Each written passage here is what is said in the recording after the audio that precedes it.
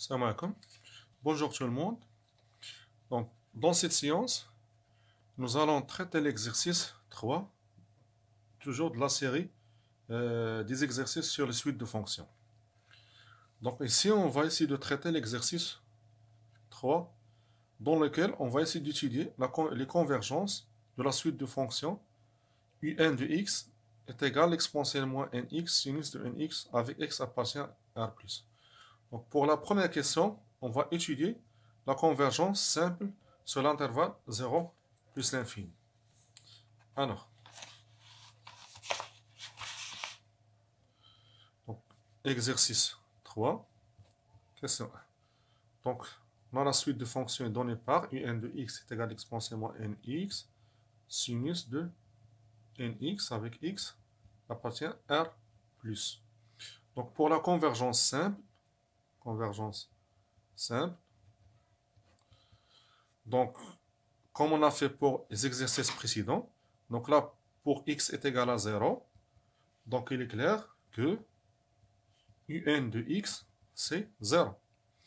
Et pour x différent de 0, donc appartient à R étoile plus, donc là vous pouvez remarquer que fn de x est inférieur ou égal à l'exponentielle de moins nx pour tout x appartient à R étoile plus. Or, cette expression, bien le membre de droite tend vers 0. Or, la limite lorsque n tend vers plus l'infini de l'exponentielle moins nx est égale à 0. Alors, la limite de fn de x, c'est 0.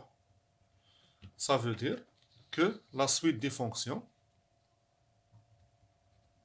donc, fn, la suite des fonctions fn de x, converge simplement vers la fonction nulle. Donc f est identiquement nul. Maintenant, pour la question numéro 2, donc étudier la convergence uniforme sur l'intervalle a plus l'infini avec a supérieur strictement à 0. Alors là, question 2. Convergence uniforme sur l'intervalle. Convergence uniforme sur l'intervalle a plus l'infini avec a supérieur strictement à 0. Alors, il est clair que pour a supérieur strictement à 0 et x supérieur ou égal à a, ça veut dire que x appartient à l'intervalle a plus l'infini. Ça veut dire que x appartient à a plus l'infini. Donc on a fn de x est majoré par l'exponentielle moins nx. D'accord?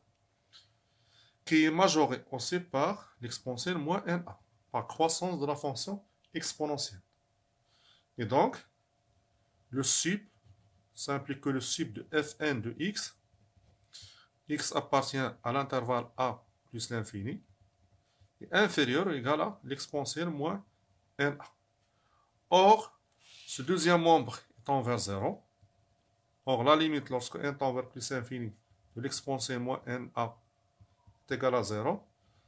Alors, la limite lorsque n tend vers plus l'infini de sup de fn de x, on va le rappeler, ça veut dire que la norme fn infini est égale à 0.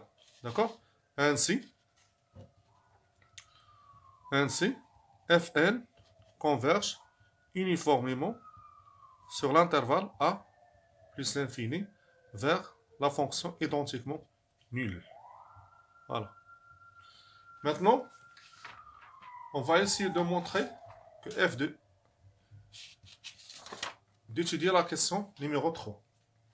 Donc, pour la question 3, étudier la convergence uniforme sur l'intervalle 0 plus l'infini.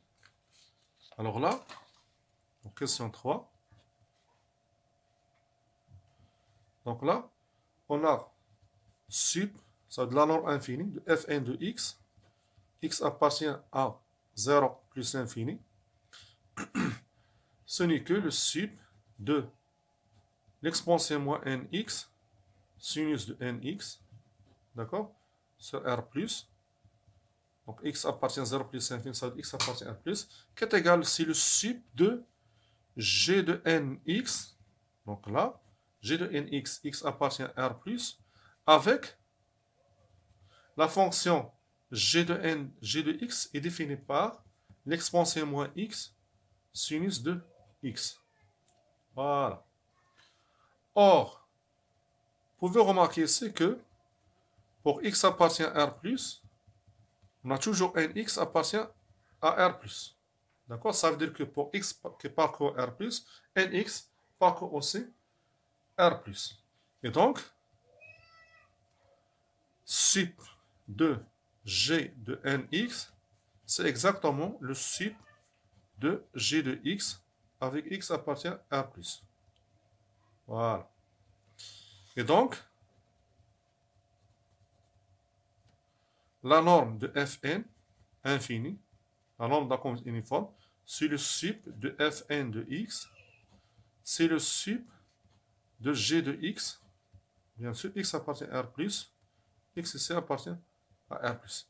Et ça, il est clair qu'elle est supérieure strictement à 0. Voilà.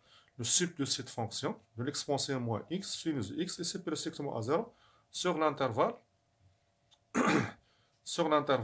0 plus l'infini. D'accord? Ainsi, d'où la convergence de Fn de x dans la suite de fonction Fn n'est pas uniforme sur R plus. Voilà. Donc